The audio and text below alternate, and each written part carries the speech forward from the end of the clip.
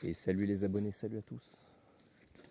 Bon, ça fait un moment que je ne vous avais pas fait de réactu, donc réaction sur l'actualité. Donc je vais recommencer à en faire parce qu'il y a tellement de choses qui se passent en ce moment et j'ai l'impression que personne n'en parle dans le milieu de la préparation, en tout cas pas sur YouTube. Donc je vais essayer de le faire et d'être le seul à le faire parce qu'il y a vraiment des informations qui me semblent essentielles pour nous permettre d'avoir une réflexion, une vision de ce qui se passe un peu différente de ce qu'on peut entendre, de ce qu'on peut voir habituellement dans les médias, etc. Et qui vont vraiment, je pense, nous permettre de nous préparer correctement, et un petit peu différemment des autres, par rapport à tout ce qui se passe. Donc aujourd'hui, comme le titre l'indique, je vais parler de la couleur bleue et des incendies, notamment à Haïti. Et un peu par hasard, je suis tombé sur une info de gens qui... Je suis en train de passer un arbre. De rescapés des incendies de Haïti. Parce que là-bas, il y a eu d'énormes incendies d'ailleurs. Les raisons sont assez bizarres.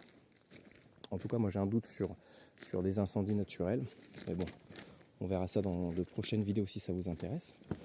Et certaines personnes donc ont remarqué, ont photographié les zones dans lesquelles il y a eu de gros incendies. Donc ça peut être les villes, surtout dans les milieux urbains où il y a beaucoup de villes, beaucoup de véhicules, puisqu'en fait tout le monde a cherché à fuir en même temps.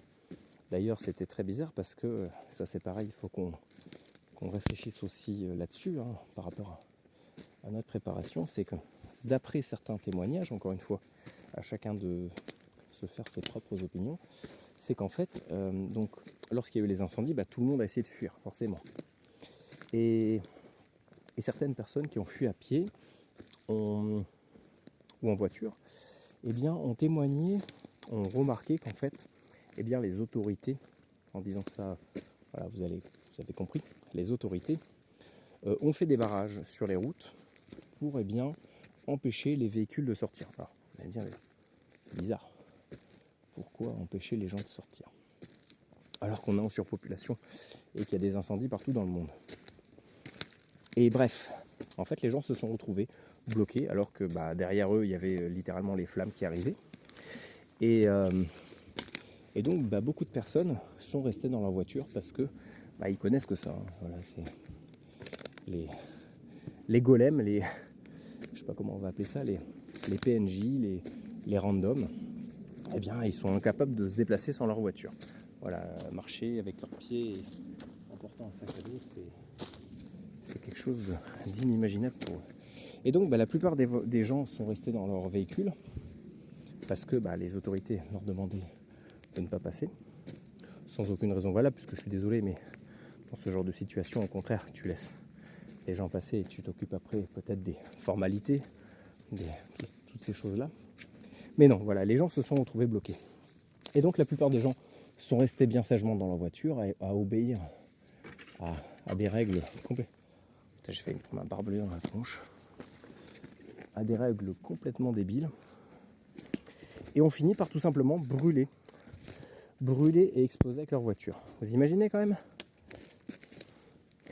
Et pourquoi est-ce que je vous parle de la couleur bleue et pourquoi est-ce que je vous parle de tout ça? C'est qu'en fait il y a eu des photos justement de ces fameuses routes avec des centaines, voire des milliers de voitures alignées les unes derrière les autres, qui ont toutes explosé. Toutes, sauf une. Sauf les voitures bleues. Et ça, on l'a remarqué sur différentes choses. Donc il y a eu les voitures, après il y a eu les incendies dans les milieux, on va dire, dans les centres commerciaux, ce genre de choses, où il y a des bars, des terrasses. Et on s'est rendu compte que les parasols bleus ne brûlaient pas non plus. Enfin, brûlaient un peu, mais beaucoup moins, prenaient beaucoup moins facilement feu que des parasols, je sais pas moi, noir, blanc, rouge, jaune, vert, fuchsia. Non, les parasols bleus, ne brûlaient pas. Pareil, dans les incendies de maison, qu'est-ce qu'on retrouvait intact? Les t-shirts bleus, les habits bleus. Et pareil pour les maisons, il y a certaines maisons, surtout enfin je le vois en bord de mer, même si ça se fait pas trop dans toutes les villes, mais il y a certaines villes qui peignent leurs maisons, enfin des habitants de certaines villes qui peignent leurs maisons en bleu. Et ben à chaque fois, c'était les seules maisons qui ne brûlaient pas. Et, et si on regarde aussi je sais pas moi, des milliardaires ou les gens qui font partie, on va dire, d'une certaine manière des hautes sphères, qui savent ce qui se passe, et ben ils peignent leur maison en bleu. Donc je me suis dit, mais c'est bizarre, c'est vraiment bizarre, pourquoi le bleu ne brûle pas? Et donc il y a des gens qui ont fait des tests avec des lasers, des loupes. Vous savez, on peut faire allumer un feu avec une loupe. Et sur toutes les couleurs, ça prenait feu, sauf sur le bleu. Le blanc un petit peu moins facilement, mais ça prenait aussi. Ce qui est étonnant, parce que le blanc quand même repousse pas mal la lumière. Enfin, comment dire? Oui, c'est ça, c'est que ça repousse la lumière, le noir l'attire. Et donc on serait tenté de dire que c'est la couleur blanche qui attire le moins facilement la lumière, qui emmagasine le moins facilement la chaleur et qui brûle le moins facilement.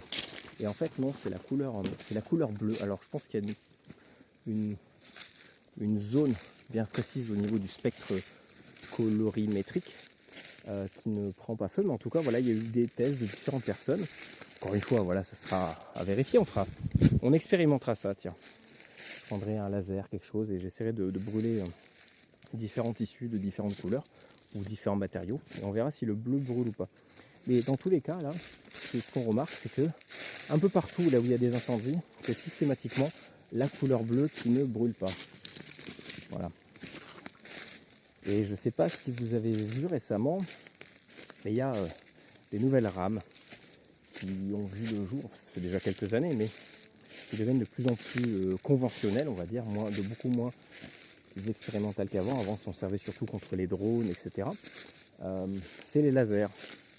Mais les lasers à très fortes intensités ou les concentrateurs de lumière.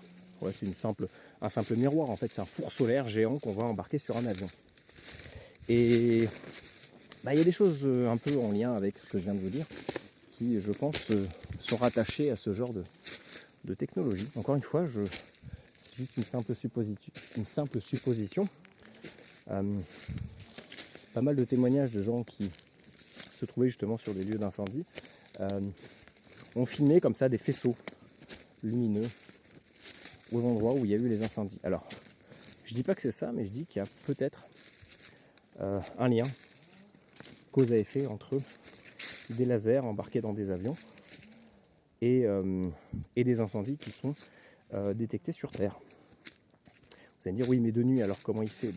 Plus on est en altitude, plus on peut rentrer dans la zone de rayonnement du soleil. Je peux entendre une bestiole. Donc voilà, au niveau de notre réparation, je pense que avoir du matériel bleu, ne serait-ce que les bâches, vous voyez, j'ai remarqué ça récemment et ça c'est vraiment super, et pensez vraiment d'en acheter plein parce que c'est indispensable. Et là moi j'ai une énorme bâche dont je me sers en ce moment, qui est réversible. Enfin, forcément c'est une bâche, on peut la tourner, mais donc d'un côté elle est kaki et de l'autre elle est bleue. Et donc ça coûte rien le jour où il y aura peut-être des départs d'incendie ou ce genre de scénario qui arrive, de juste bâcher en fait, de peut-être bâcher sa maison, de bâcher son véhicule, ou même tout simplement d'avoir un véhicule bleu ou de le repeindre. Voilà, peut-être des stocks de peinture peuvent être intéressants à stocker, surtout si à un moment donné ce type d'information commence à vraiment se savoir. C'est un peu comme le PQ, c'est un peu comme le Nutella, c'est un peu comme le gel hydroalcoolique, c'est un peu comme ces choses-là. Tout le monde va se jeter dessus et ça va être impossible d'en trouver, ou alors ça va être des prix faramineux. Donc voilà, moi je pense que ça coûte pas rien, mais ça coûte pas grand-chose d'avoir peut-être des tenues complètes en bleu. Vous voyez, des bleus de travail peut-être. Stocker des bleus de travail, ça peut être utile en cas d'incendie, en plus de masque à gaz ou de choses comme ça. Pareil, avoir un véhicule qu'on peut peut-être avoir du matériel pour repeindre un véhicule, ne serait-ce que des bombes, vous voyez, des bombes un peu pour le graffiti, quoi. Même si c'est dégueulasse, vaut mieux avoir une voiture mal peinte que brûlée en fait. Donc voilà, pareil au niveau des habitats, voir si peut-être avoir de quoi peindre assez rapidement une maison en bleu, peut-être envisageable. Et voilà, je voulais vous donner cette information parce que ça me semblait vraiment crucial. Et c'est en train d'arriver un peu partout dans le monde et se préparer peut-être à ce type de situation. Et donc pour en revenir un petit peu à l'histoire du début, c'est que en fait les seuls témoins qu'il y a eu de ces embouteillages en fait volontaires, d'après moi, eh bien les seuls survivants c'était des gens qui sont soit sortis de leur véhicule, soit qui étaient à pied ou en vélo. Parce que c'était vraiment les véhicules qui étaient bloqués. Donc encore une fois, voilà, on voit que la préparation, ça passe avant tout par être capable de porter un sac à dos et de marcher pendant plusieurs jours. Donc voilà, j'espère que ça vous sera utile un jour. Tirez-en vos propres conclusions, faites votre propre analyse de la chose. Voilà, tirez-en vos propres conclusions. Je ne suis pas là pour vous dire ça s'est passé comme ci, ça se passera comme ça. C'est juste des suppositions parce qu'il faut tout supposer, il faut tout imaginer, il faut se préparer un peu à tous les cas de figure.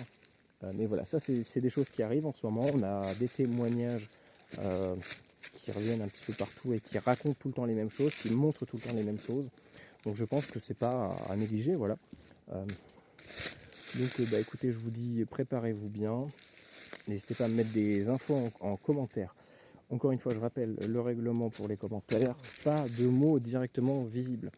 Mettez, je sais pas moi, un L minuscule au lieu d'un I. Mettez un 0 au lieu d'un O. Inversez quelques lettres.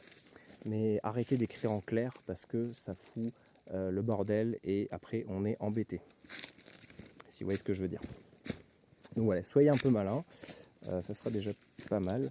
Et puis voilà, si vous avez des infos, pas des trucs directs, pas des liens, des trucs comme ça, arrêtez de faire ça. Donnez des infos de manière un peu plus, un peu moins directe et putain, moustique, con ces moustiques, un peu moins facilement détectable. Et puis voilà, je vous dis à très bientôt et préparez-vous bien. J'arrive pas à le dire.